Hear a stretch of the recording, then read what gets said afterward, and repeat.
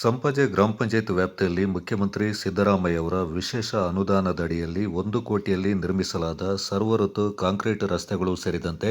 ವಿವಿಧ ಅಭಿವೃದ್ಧಿ ಕಾಮಗಾರಿಗಳ ಉದ್ಘಾಟನೆ ಮತ್ತು ವಿವಿಧ ಸವಲತ್ತು ವಿತರಣಾ ಸಮಾರಂಭದಲ್ಲಿ ಫಲಾನುಭವಿಗಳಿಗೆ ಸವಲತ್ತುಗಳನ್ನು ವಿತರಿಸಿ ಮಾತನಾಡಿದ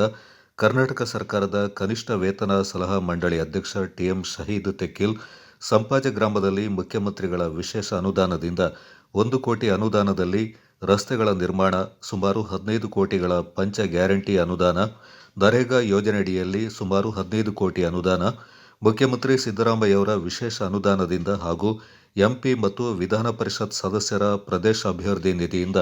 10 ಕೋಟಿ ಹೀಗೆ ಕಳೆದ 5 ವರ್ಷದಲ್ಲಿ 40 ಕೋಟಿಗೂ ಮಿಕ್ಕಿ ಅಭಿವೃದ್ಧಿ ಕಾಮಗಾರಿಗಳು ಸಂಪಾಜೆ ಗ್ರಾಮದಲ್ಲಿ ಆಗಿರುತ್ತದೆ ಎಂದರು.